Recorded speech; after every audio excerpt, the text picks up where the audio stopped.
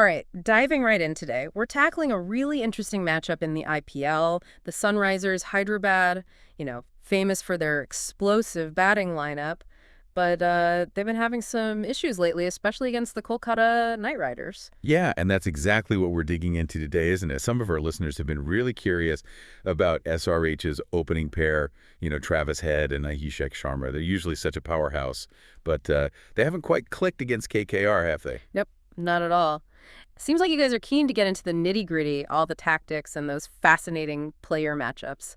So that's what we're doing today, trying to figure out just why this opening pair keeps stumbling against the Knight Riders. Yeah, it's interesting, right? Because KKR have kind of had the upper hand recently, winning their last 5 matches against SRH. That in itself tells you there's something going on, some kind of pattern. But when you look closer at Head and Abhishek, that's where it gets really intriguing, and we might find some weaknesses in the Hyderabad side. Absolutely. And, the numbers really don't lie, do they? Travis Head against KKR, 3 innings, 3 dismissals, and all within the first 2 overs. 100% failure rate early on. I mean, we're talking about a guy known for going big from ball 1. So there's definitely something to investigate here. I think Vaibhav Arora's name keeps popping up in this, doesn't it? Yeah, Vaibhav Arora. He's been a real thorn in the side for both Head and Abhishek, hasn't he? He's not all about that raw pace. It's more about his swing, Mostly moves the ball away from those left-handers and bowls a really consistent good length. And it seems like that's just the perfect recipe to disrupt the kind of attacking mindset that Head and Abhishek usually bring to the crease. So, okay, talk to me about this good length thing. Where's Aurora pitching it, and why is that length, especially with the away movement, giving those aggressive openers such a hard time? Because our analysis suggests it's forcing them into mishits when they feel like they have to attack every ball. Right. So good length in this scenario basically means he's landing the ball just short of where the batsman would comfortably drive. And it's not short enough for them to pull or cut with any real power. And for Head and Abhishek, who want to score from the get-go, that denies them those easy boundaries. Then comes the away swing, and that's the real kicker.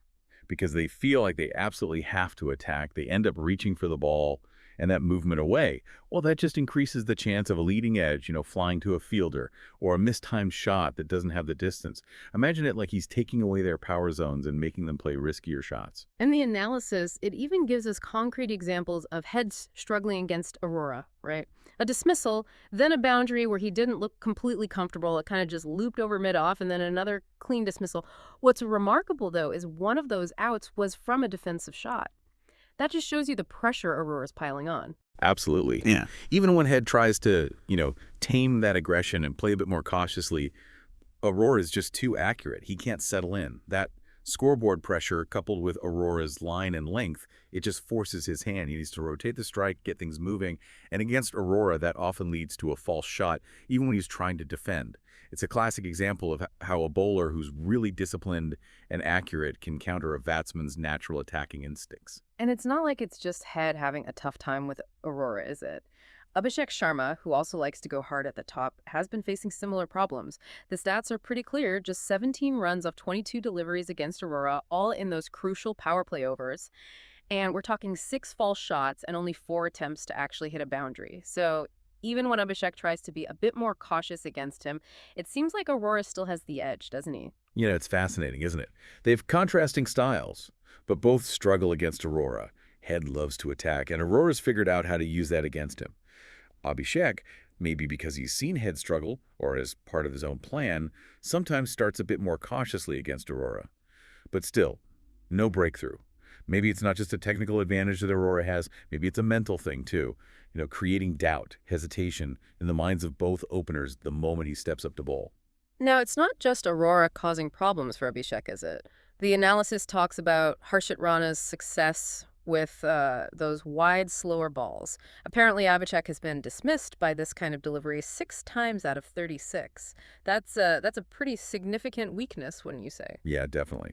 It points to a potential flaw in Abhishek's technique, or maybe his decision-making when facing slower deliveries bowled wide of off-stump. Remember that recent match? He seemed late picking up the slower ball, started to leave it, and then tried a late cut. Edged it straight to slip. These dismissals suggest that KKR have found a chink in his armor and are deliberately using this tactic. Which brings us to a really crucial debate, something our source material mentions. SRH, they have this aggressive batting philosophy, which has worked wonders for them recently, but do they need to adapt when they face certain opponents? Like KKR, for instance. We've seen them put up some massive totals. But even their captain, Pat Cummins, has admitted they've been struggling against Kolkata, and they're having internal discussions about maybe trying different approaches. Yeah, Cummins' statements are really interesting. He knows their strength is scoring big, built on that foundation of aggression. But he's open to alternatives. That question, could you have taken a different option in those situations, shows they know their usual aggressive approach might not be the best in every game, especially against a KKR bowling attack that's clearly done their homework. Makes you wonder, doesn't it? Could their reputation for scoring big, for being ultra-aggressive, actually be working against them in these matches against KKR? Are they so focused on that they're not really reading the pitch, maybe not valuing building a decent total by starting a bit more cautiously when their usual strategy isn't working? That's a good point.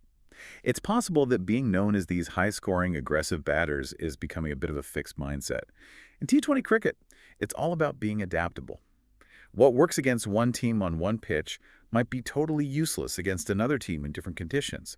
The best teams, they can read the game, assess the situation, and adjust their tempo and approach accordingly. And the source material, it even brings up a great example to illustrate this point. Chris Gayle, one of the most destructive T20 batsmen ever.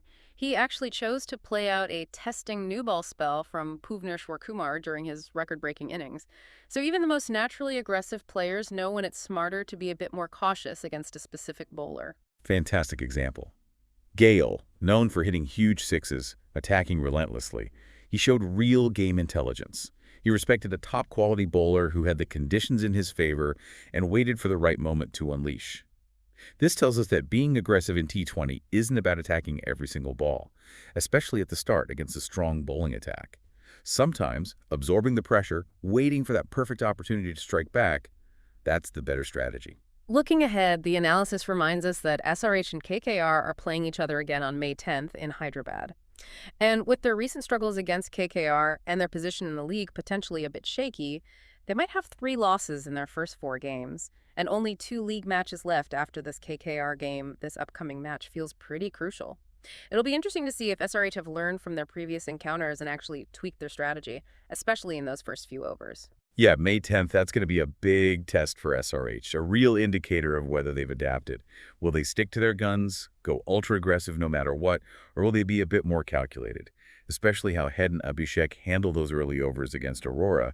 Their performance right at the start could set the tone for the whole match and have a huge impact on their chances of making the playoffs. So just to quickly summarize our deep dive here, KKR has been consistently beating SRH, and a lot of that seems to come down to Vaibhav Arora's bowling, which is expertly exploiting the natural aggression of Travis Head and Abhishek Sharma. There's also a good argument that SRH's focus on ultra-aggressive batting might actually be preventing them from adapting their game plan properly in these specific matches against Kolkata. The May 10th clash, that's a must-watch to see if SRH have learned their lesson. And for you, our listeners, we hope this deep dive is giving you a more insightful look at the tactics at play in the IPL. It's not just about the results, but about understanding the importance of player matchups and being flexible in your strategies. And one last thing for you to ponder. In this fast-paced world of T20 cricket, aggressive batting can be a high-risk, high-reward strategy, but even the most explosive batsmen can be stopped by certain bowling styles. So what other strategies could teams use to counter those dominant opening partnerships? And where's that line between being confidently aggressive and being, well, maybe a bit too reckless? Lots to think about as the IPL season continues. Thanks for diving deep with us today.